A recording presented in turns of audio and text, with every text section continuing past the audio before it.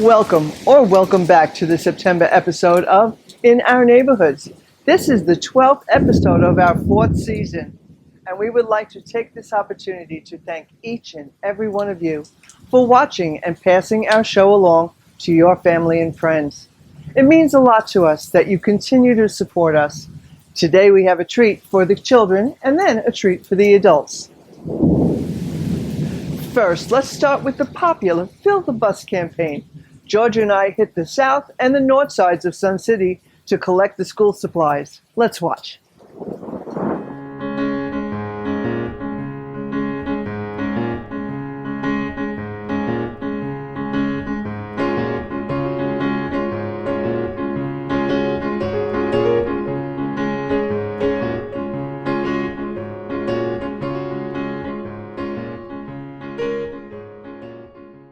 Chris, fill the bus. We're not really ready to start yet. We've already got some stuff here. Now, this campaign began in our Jasper County neighborhoods. How and when did it extend to all of Sun City? Well, actually, Beth Williams started this 6 years ago over there. And then I brought it over here last year, and we had a wonderful response. We had probably 6 neighborhoods, really not a lot. We've got 10 this year, and hopefully we'll have more like next year too. It's a wonderful project, and the kids in Jasper County need it so desperately. They really do. Now tell us about how do they distribute these materials? Because I know I just have pencils and everything ready to go. How does it get to the children? Actually, as soon as I get through collecting all of Southside, then I'm going to drive directly to Ridgeland Elementary School, to which Principal Green is there waiting with open arms for all of this stuff. Because like last year when I brought it, Heather, the vice principal, was there, and she came out with a little cart. And I told her, I said, I think you're going to need more than that. She goes, well, I'll come back again. She came out, and we had like 50 feet of school supplies for the kids, and she just watered up because a lot of the kids don't want to say that they need something, and if they don't, the teachers go out and they buy the things for them. So this is a tremendous help to Jasper County. And I think we don't care Jasper County, we don't care Beaufort County. Big word that today is kids. That's it. Kids. That's exactly it. And you deserve a big thank you for getting us organized, especially here in the Beaufort County side. Well, and thank you, Georgia, for your gift from your neighborhood. It's fun. You know, for those neighborhoods who haven't started yet, let me tell you, when you start to do this, you get such an appreciation for your neighbors. Yes. And you see the love that they have for other people, and you get to meet new people that you may have never even seen come out of their house are there with boxes for me. Okay, so, let me do a quick. If anyone is interested next year from the South Side, please contact Chris Chase at chrischase48@gmail.com or call me 678-232-0464. Thanks.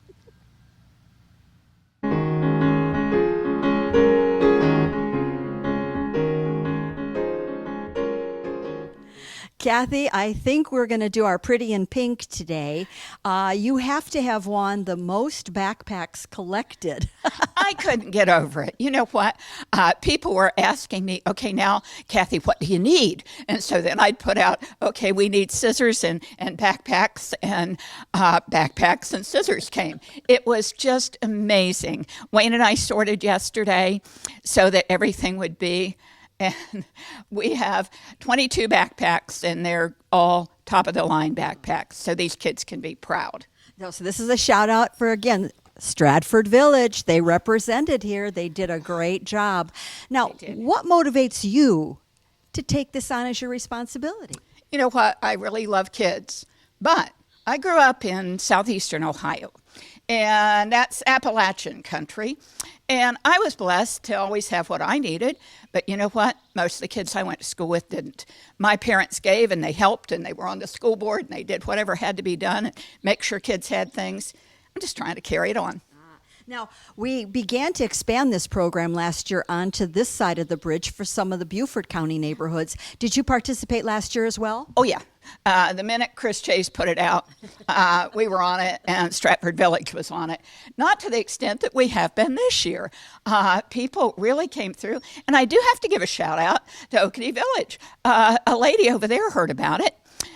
She didn't have a person, so she called me the other night and said, okay, Kathy, can you come by and pick things up? I've collected, and I mean, I had to put the back seat down in the car to pick it all up.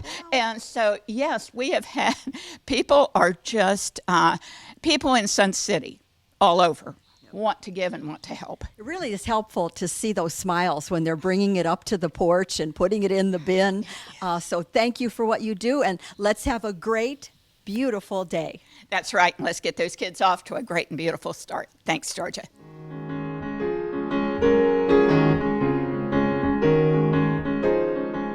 Cynthia, congratulations to Oakney Village.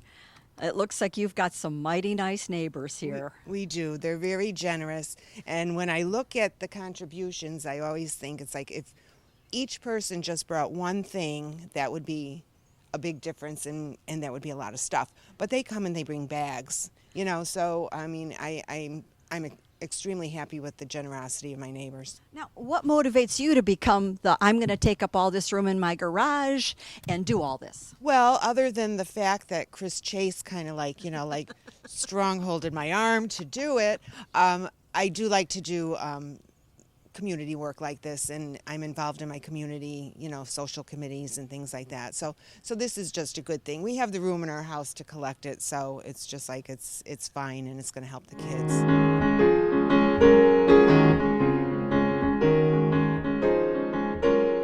Well, here we are at our finale, so to speak, on the south side of collecting Fill the Bus school supplies. And we couldn't do it in any better way. Look at this setup. Barbara, congratulations on your neighborhood's participation. Thank you so much. We have a great neighborhood.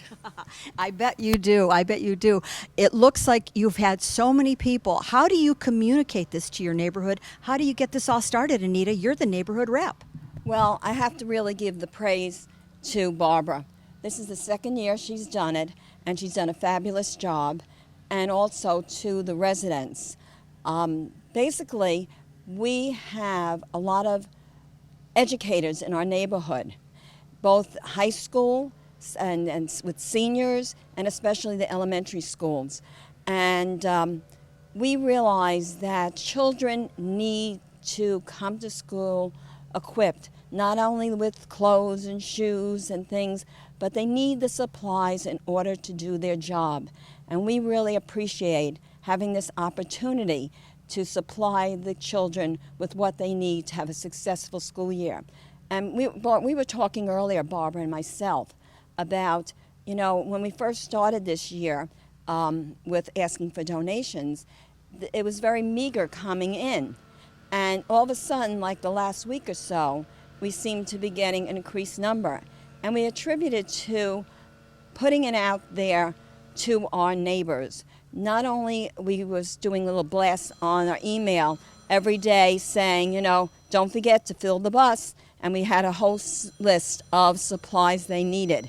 So it was putting it out to them, and also, speaking to people. And I think everyone realizes the great need that is down here. And we're so happy to do this for you, and I'm so pleased that I can thank all my neighbors for donating so much this year. We surpassed last year's donation. That's exciting. That is exciting. We have more houses participating, more neighborhoods participating, and it's all for the kids. A lot of us don't remember that, we always probably had what we needed. That doesn't happen to all the children. So you've done a great job. Can I just ask, as a little commercial for neighborhoods who might be thinking about doing it next year, on a scale of 1 to 10, how hard is it for you to have been an organizer? You've got 2 years of experience now. Scale of 1 to 10. 10 being really hard, and 1 is come on and do it. Well, actually, it should be number 1 because you are here just to collect the items and be thankful to the people who are bringing them. And a little bit of marketing is helpful. Get your mail out to your community. And it's very simple. You just collect. Well, if not for you and making this so easy for your neighbors, these children are going to benefit. We're soon to see that truck coming by and getting over to Ridgeland Elementary. Thank you, ladies. Thank you.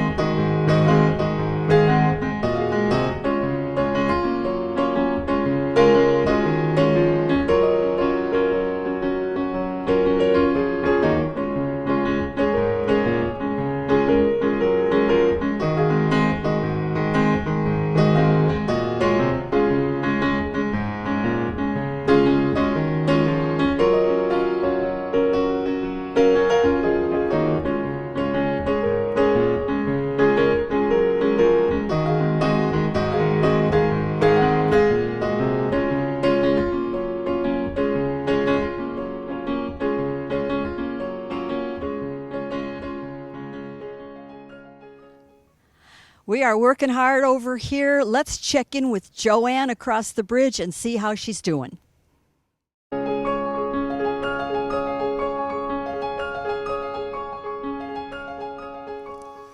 Well, I'm here at the first house for the Fill the Bus campaign. I'm here with Patricia Rosenkavich.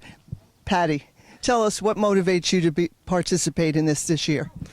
Well, we've been very blessed and we're in a great neighborhood, so we want to give back and help our friends.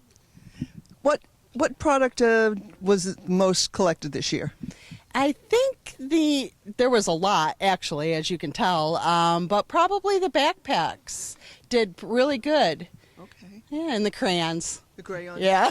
They're not out here now, are they? No. And what would you tell people to do for next year?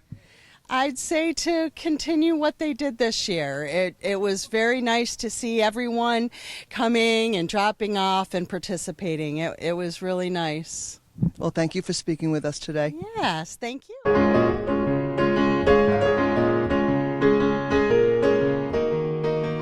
Well, I'm here with Karen of the Village Green neighborhood. Karen, please tell me what motivated you to sign up and host this campaign for Fill the Bus?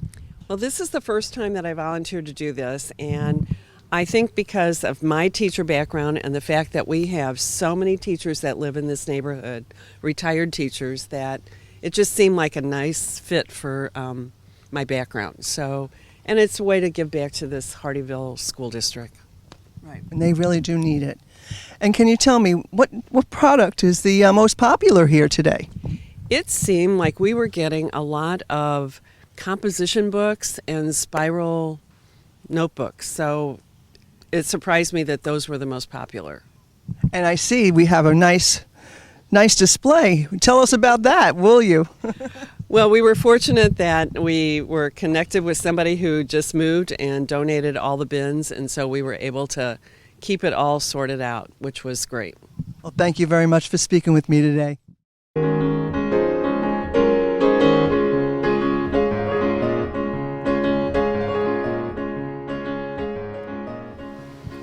Well, Joan, it's a pleasure to meet you finally. And now, what motivated you to do this for the Fill the Bus campaign?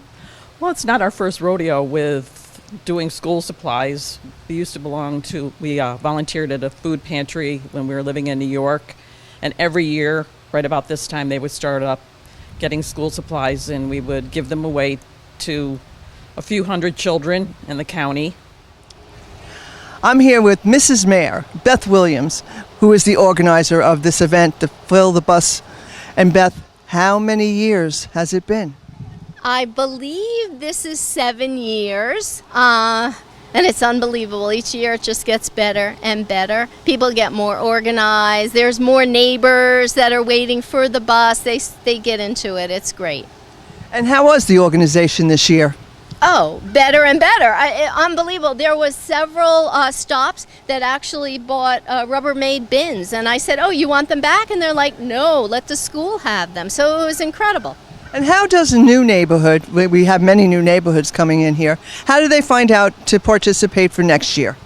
Well, the flyer, I send the flyer to each and every neighborhood. So as soon as a neighborhood becomes a neighborhood with their own rep and everything, they get the same flyer as everybody, and the rep sends it out, and people get into it, just like the old neighborhoods. So tell me, Beth, where does all of the stuff go from here? We take everything over to the Hardyville Public Works building, and the workers, the public workers, unload everything, and they just put it in the middle of the floor, and we have a whole bunch of volunteers that go on over and sort it by color, style, type, and everything. And then we sort it again into which school gets what. And when will you be doing giving out the stuff to the school? Tomorrow, actually. Usually it's not the next day, but this year school starts next week already. So we're just like putting everything in fast forward. And yeah, and the teachers, it's so gratifying to see how appreciative they are when they see all of this. What's the stop for tomorrow where we might get to see you do this? Well, there'll be Royal Live Oaks, and then the rest of it goes to Hardyville Elementary and Middle School. Thank you very much for speaking with me, Beth. Very welcome. It's been a pleasure, as usual.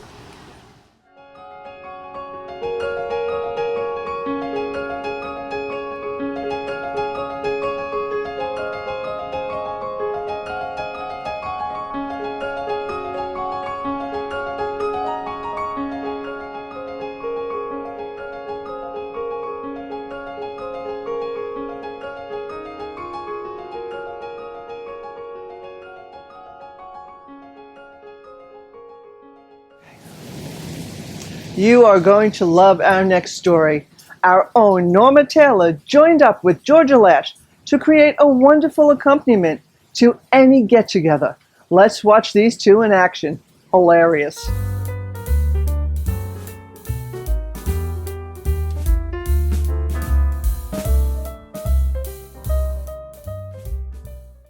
Well, you're used to seeing Georgia and me in the Sun City News show. But here we're doing a segment for In Our Neighborhoods, and it's all about charcuterie, as you can see. Well, Georgia's the expert here on charcuterie, and she's going to be putting together some fantastic charcuterie that's all going to go from here to here. But first, we want to learn more about charcuterie. So here's the expert. Okay, gonna get teacher on you here now, Norma. Okay. Okay, the term actually goes back to France, 15th century. Butchers there don't want to waste product. It would cost them money. So they learned how to take sort of the extras of their meats and cure them, dry them, presenting sausages and some meats that we probably know today as like a prosciutto or a salami. Now, to be honest, Norma, charcuterie, you could almost say the elements kind of equal cheese and crackers, but it's the drama mama version. It is all dressed up, and that's where it becomes fun. Well, I love a good presentation, and I'm sure a lot of our viewers love a good presentation. You go to a restaurant, you just don't want it slopped on the dish. You No want slopping it to, no, you want No it slopping. looking good. So what goes into a charcuterie board? Okay, we're going to talk about a traditional charcuterie, which you're going to put together with me, and you're having some key elements. Let's talk cheese. All right, so we have the cheese. You're usually going to pick about 2 to 3. Mix a soft and a hard variety. Then you're going to look at your proteins, and that's where those cured meats come in, the salamis, the prosciuttos, a pepperoni. All right. Vegans, you have options as well. I've researched several of those that replicate these flavors and these textures. All right. Next, what I call produce. We want to have some things to lighten up the tray, so we're going to use fruits, we're going to use dried fruits, we're going to have peppers, olives, things like that. And last, let's add in some crunch, and that's usually going to be our breadsticks, our crackers, maybe some nuts to put on the tray. So those are your basic elements for a traditional charcuterie tray. Sounds pretty bland. You know, we've seen it before, right, at a party. But let's zhuzh it up, okay? And we're going to start our first element of that with you learning to do what's becoming an iconic charcuterie trend. The meat rose. Voila. I didn't name it, but it's the meat rose. This one happens to be made with salami. So it would be something you could place on your tray. You're going to do one with pepperoni. So you're going to grab your wine glass. And here is your selection of pepperoni slices. I'm going to tell you a secret. If you took this out of the refrigerator, you might have some trouble. So you're going to do this at room temperature. I've had this out for a while. Okay. And you're going to begin by taking a slice, Okay. overlap it over the rim of the wine glass, about Just half part. and half. Yeah, Half just and about. half? And Like kind of that? pinch. Yeah, good. Oh, you got the pinching. Oh, yeah. Okay, now get your next slice. This is like, Okay. production work. And you're going to overlap that slice with the next slice. By and you're just a little? a little. Like that? Good. Okay. And you get your You're hands in there? pinching, and you keep on going until you Oh. pretty much fill that glass, till you can no longer see a space in the middle.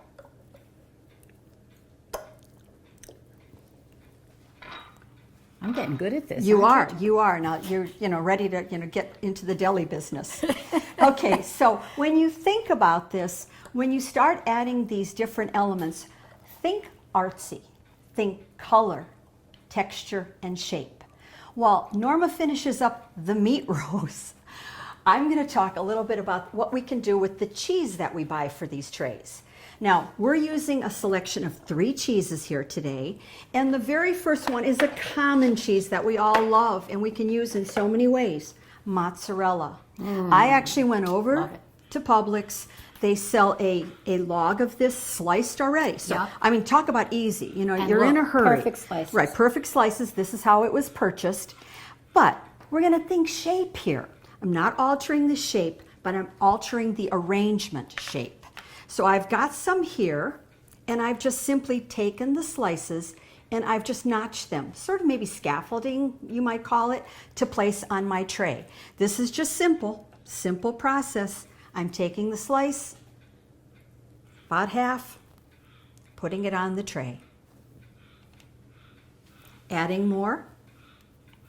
So that's there for right now. Right now we're kind of satisfied with this. And the other trick to your charcuterie tray is as you get your big elements that you don't want to move around, Norma, you got to keep working. Oh, you got to keep Oh, doing you got to this? keep going. Oh. You have to keep going till you see no space. Oh, No oh. space. Oh, you see this tray? In about another half hour, you should be done. So I keep... You keep going and always overlap the last seam. So there you go. Pinch, pinch, pinch. Hard to get help today. You didn't tell me that. Okay. I'm new here, you know. Yeah, that's right. So you want to get those elements on your tray so that you're not going to have to be moving your big elements around. We'll fill in with some of the more fluid kind of things. All right, our second cheese that we've picked out. We're going to see a difference here. We're adding that element of color. Look at this cheese. It's port wine derby cheese. Did I have to go to Italy to get it? No. This was at my local grocery store. I've cut it into triangles. I again am doing that stacked arrangement and placing this on my tray. So look for some fun cheese, something that when you do a charcuterie, you're usually doing it for a party, because God love you if you do this for your normal daily, lunch. So, I mean, very ambitious. Lunch would become dinner. That's right. That's right. But boy, what a great dinner you would have. Yeah. So when you do something like this, you kind of want the idea that people are going to walk away and they're going to say, how did she do that? Where did she get that? Make them have some fun. Give them some adventure. So art and adventure. So we've got our 2 cheeses lined up here. Our third cheese is a very simple cheese. And maybe for some of you food snobs, you might have a hard time with this. This is Gouda. And these were in rounds. Baby Bell Gouda. Baby Bell Gouda. And so I'm just going to place that on my tray. And since we're doing this meat rose thing, I'm going to do it in a flower shape. So I'm going to keep it a little bit different than I've done the others. I'm just positioning it as if these were the petals of a flower. And then my little, grape is going to be the center of that flower. All right, so we've got 3 real key components here. I love the way you put all the colors. Well, and again, you want to, so as we finish the tray, we're going to start thinking about where our big color splotches are. I'm saving space for your meat rose. Okay, This? so yeah, I'm saving space for you. Save a big space here. While Norma's working on that, I took the easy way. I'm going to just talk about the other meat. We're going to use 2 today. Actually 3, salami, pepperoni, and then the prosciutto. Prosciutto will be one of the things that you can do a lot of ideas. You could roll it. I pleated mine, and that's simply just taking the slice and just kind of folding over, under, so that you get kind of a ruffled effect. A little pinch there. And this is nice because you can start tucking that in. You can tuck it into a space. I'll kind of hold this up so you can kind of see what we're doing here. Someone asked me when I do charcuterie trays, do I like to leave space in between, or do I bunch everything together? I'm not so sure I can really answer that question fairly, but what I do like to do is sort of keep the components together. In my beginner attempts, I actually took the ingredients and I would have like this cheese was here and it was also here and this was here, and it just seemed too much. Again, in a painting, you want to see a nice composition. So that's my decision in how I place my charcuterie elements. How are we doing? We're doing okay. We're almost there. We're I almost don't know, there. I don't We're know almost if it's there. going to look like your Okay. rose, but Well, Norma, you don't have all the meat rose experience I do. Please. it might be a little wilted, my rose. Might need a little, Doesn't it seem incredible that you could fit that much in there? I can't believe I'm Okay, using all I'll of give you a little cheater hint too. If you want to see, Yeah. dear God, am I done? Yeah. All right, just a little. Oh, wow. Oh, wow, look at The this. big reveal, people. Okay, now we're I not did a gonna. pretty good job. Okay, now just have to wiggle this out. Okay, Norma, you hold that Oh, up. This look is you. at this. I did it. Look at that. My first attempt. I've never done this before. Okay, and we want to place Probably that. won't We're know how going to to place do- that right oh, there. wow, I want prominence here. Oh, my Okay. goodness, that looks fantastic. See, if I see have our to say so composition? myself. You kind of have like this going on with this. And the fun thing about Better this, than that and one. the fun thing about this First is attempt. when people begin to eat, this actually will pull out and stay in shape. The first time I did this, I was Really? like, well, the first slice comes out and there goes the salami, the Even pepperoni. mine? Yeah. Even mine? Yep.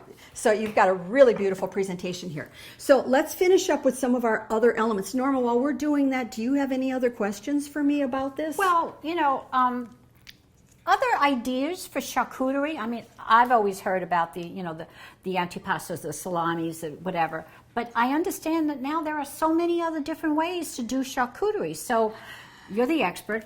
What are they doing? Okay, here we are, now in America, we've taken charcuterie as our own, so it is blowing up everywhere. Mm-hmm. You're going to find that you've got themes. And, if you go to Pinterest, if you go on, just Google charcuterie ideas, Mm-hmm. you're going to see a lot of different things. This is the month of October, so we're very, very appropriate. We're thinking Halloween. So if you look up boo-cooterie, you'll find that there's, the Halloween candy, or you could take this mozzarella and cut it into little shapes.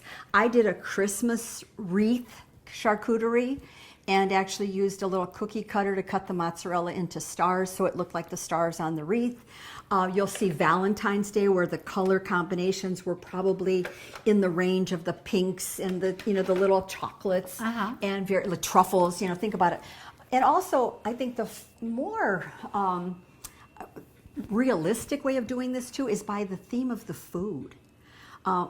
You have some people who like chocolate. Are you a chocolate lover? No. Okay, I'm not either. But I have others, But I have friends. lots of friends who are. And so for a party, I did a charcuterie tray, which was all chocolate. charcuterie. I'm not quite sure how I'm supposed to pronounce that, but that charcuterie kind of idea. We'll have to research That's that, right. We'll have to. Georgia. Yeah. Well, that'll be another show. Okay. Okay. If they let us come back on ION. Okay. So, Norma, if you want to go ahead and start adding the grapes to the tray. What about the olives? The olives we'll put. Oh, let's do the olives. Okay. I'll do olives. You do grapes. And then we're almost done. Okay, you don't I separate like to, the grapes, you just you put know it- what? Oh, I do you- little bunches. I think charcuterie should be grab and go, not like the old cheese boards where we used to stand and cut off the wedge, etc. So I'll fill in the middle with this, and you can do the ends. The outside parts? Yeah, the outside, like the little corners. Oh, wow, I got it. Smells so good. So Makes good. a nice light lunch if you're having people over. But again, the thing I really love about this is that you have a social event. You're all standing around. You get a couple people asking, "What's that kind of cheese? What is that? What is that?" etc. Now, I think most of our elements are on, but it still needs some color. It still needs some other things. Let's put a little bit of maybe add some dried apricots. I love dried apricots. You can use a spread, whether it's apricot or fig preserves are very popular on these. This happens to be honey, so you're going to get a nice sweet and savory element to your tray. Should I bunch up the apricots in one spot or just sprinkle them all over? We don't sprinkle. I like clusters, so you get the pop of the color. You Okay, get the pop teacher. of the color. Okay, So I teacher. told you I'm going teacher on you. I know. Okay, we're almost at the end because we're going to add some crunch. And these are beautiful. If you've never tried them, highly recommend them. Chefs are really all about these. You found out what they were, Norma. Tell us. Delicious. And what's the name? Almonds. What kind? Oh, this is a test. I forgot. Okay, Marcona almonds. You can Marcona. find them in the produce section of some of our grocery stores. All right, And they're well, giving that white. I did good on this, though. You I did. didn't- I'm telling you, you are a meat rose woman. Put that on your business card. Oh, yeah. Okay. Now, Oh, man, this is looking it's so looking pretty. good. It's looking good. Okay, we're going to paint a little. We've got some balsamic glaze, not balsamic vinegar, and we are simply going to do a drizzle. Oh, You know how you get all those fancy plates at the restaurants it's like now? a chocolate syrup. Yeah, that would be a different way to do it. Okay, we're just going to do a little drizzle You're here. just doing it on the white? Just part? on the white. Just on the white. We don't want to overdo. And then, of course, go back in your garden. I love So balsamic. many of us grow rosemary. Smells good, too. Rosemary. Oh. Rosemary Oh. gives that hint of a just that foreign. You're straightening out all my grapes, huh? I didn't want you to say. I guess I didn't do I was, it. I was trying. I guess I put the Here stems. you go. I'll put you on rosemary duty. Oh, wow, you can smell that rosemary. Yeah, and it gives it that flavor. It's so artistic looking. It's it's just got that beautiful. Okay, how'd you break that? strong fingernails. I got it. Okay, you got it. So you want that. Just kind of it sticks out, gives some texture to the platter. This is oregano. You could also do a little bit of oregano in here. And you got basil? I got basil. Thought I'd put maybe some of the basil leaves around that little flower thing I tried to decorate. There you go. Any place else? No, I think we're good. Like, How about right there? no. Don't destroy your meat rose. Where? There's Right a there. little hole. Right there. There you go. And you can continue. I mean, these are one of those things that you can continue to do. But Norma, I would say for your first culinary effort at Charcuterie, you get a great grade. Again, we What's kept a great grade? A plus, Whoa. 10 out of 10. I'm good. Well, look at this. I think this is the best on the whole thing there, don't you think? It is. It's the star. I told you, it's the iconic charcuterie I element. never knew that. Boy, And really easy to do, and isn't it? and I've had no practice. So if I can do it, you could do it. Yeah, really, she was without a net. Okay. I put the crackers in a separate bowl. I mean, some of these items do have some moisture, and I don't want that to seep into my Crispies, so I just kind of keep that separate. Talk about the crackers that Okay, you crackers. use. Okay, a little secret with the crackers is, again, give some variety there, but look at the crackers that have some taste, but don't necessarily hurt the flavors that you've selected. You don't want these competing. So if you have a rosemary cracker you buy, that really could compete with some of the flavors on here. This is a sesame crisp. I think about 7,000 of these come in a package. And this is olive and fig. Oh, good. It's got some texture to it. This is a nice cracker if you're using this for lunch. Okay, now one thing we haven't talked about, Norma, is the cost. Yeah. Okay. Now we're looking at very expensive meats, and the cheeses are expensive. I know the apricots are expensive. What does something like this cost to do? First of all, you're probably going to pull from your pantry. You're going to see olives. I always have olives. I have the balsamic glaze, dried apricots I might have, the marconas I might have, honey, etc. So you're going to pull from pantry, which is always helpful. But I will tell you, just to do this, going to the grocery store to know what we're going to need today, I probably spent about $32. Okay? Which sounds like, but I will tell you, if you order a board this size online, which I just did a pricing the other day with the company just to see, for a board this size, it's about $80 to $100 right now. It's become a thing. You're paying for someone to right. do all this That's cut up, right. to do all this decoration, to even do that. Now we know how to do it ourselves. That's right. I mean, but putting this all together, $100 for a party is really not a catering lot. is not, a cheap venture anymore. And the idea that you did it yourself, and it's fun to be able to answer the questions like, oh, what kind of cheese was that? Or how did you do that? You are a super student. I've loved doing this. Thank you, Ion, for letting us into your show. Well, and now, to finish this off, you can't have something like this without having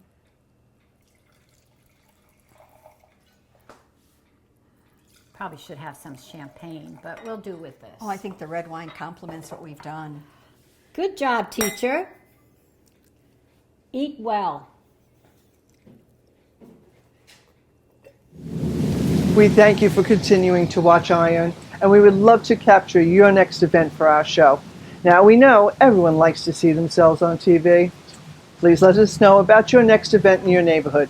Just drop us an email at sctvhh@gmail.com at least 2 weeks in advance so we can give you the coverage you deserve. And stay tuned to SCTV for more episodes of In Our Neighborhoods.